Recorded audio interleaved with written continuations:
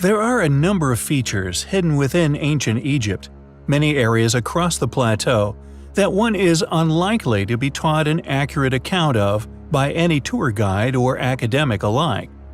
Not only do these features escape modern understanding, but as our argument strengthens in regards to our posit of there having been past yet once highly advanced and thus incredibly capable ancient civilizations having once flourished not only across ancient Egypt, but many other parts of the world as well, one cannot disagree.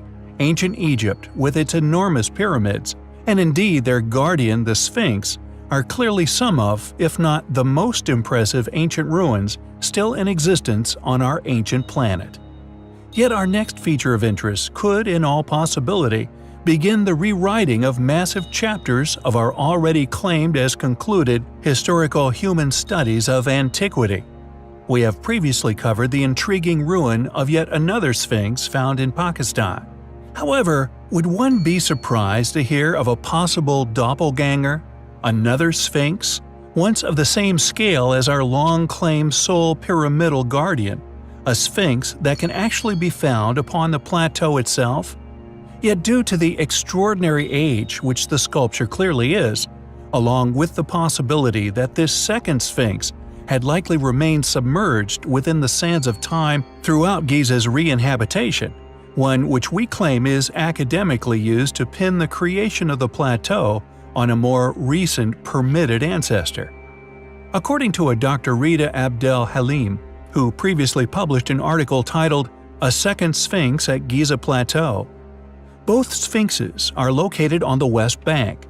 The first Sphinx is considered as the guardian of the plateau. However, the second Sphinx is located in the southern area of the causeway, leading to the Pyramid of King Khafra.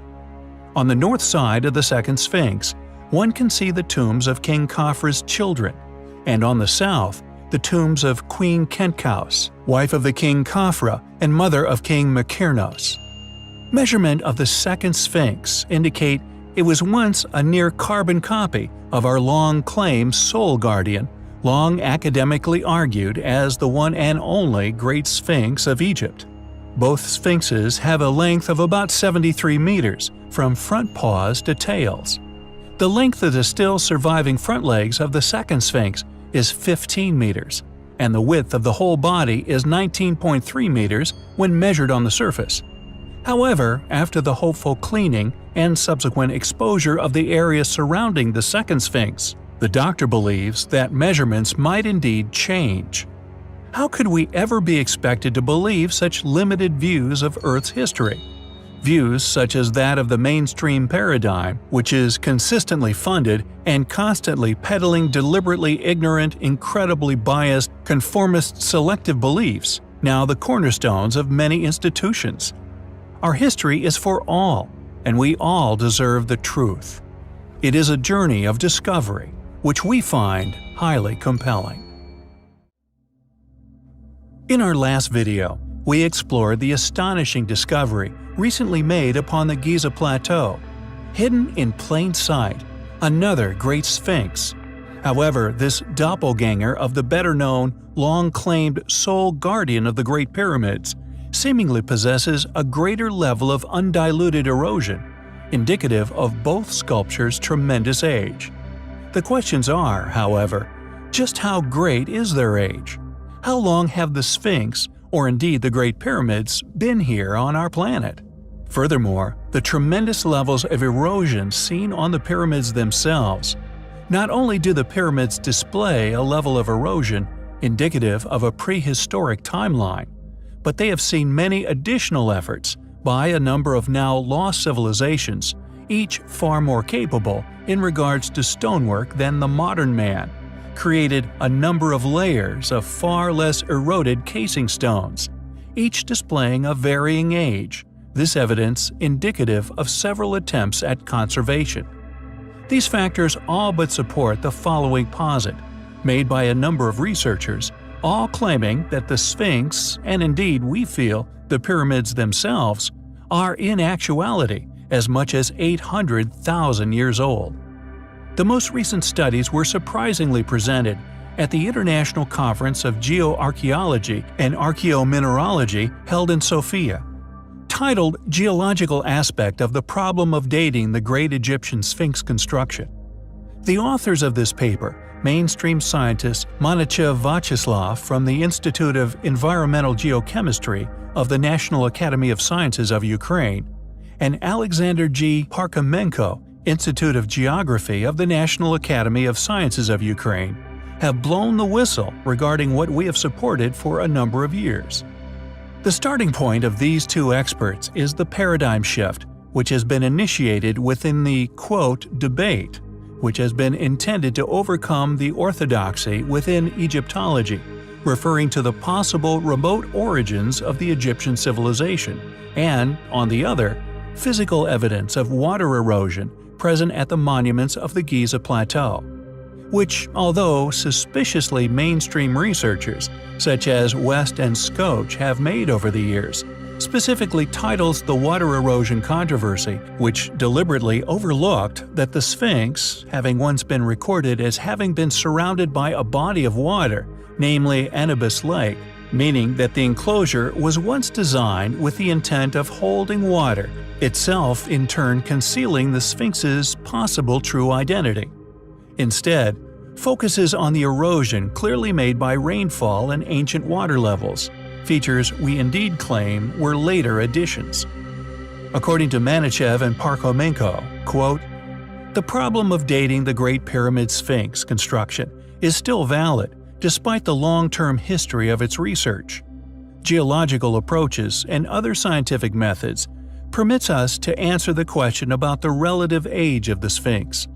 The conducted visual investigation of the Sphinx allowed the conclusion regarding the important role of water from large bodies which partially flooded the monument, with the formation of wave-cut hollows on its vertical walls.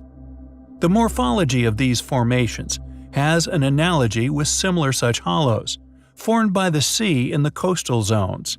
Genetic resemblance of the compared erosion forms and the geological structure and petrographic composition of sedimentary rock complexes leads to the conclusion of the existence of long-lived freshwater lakes within various periods of the lower Pleistocene era.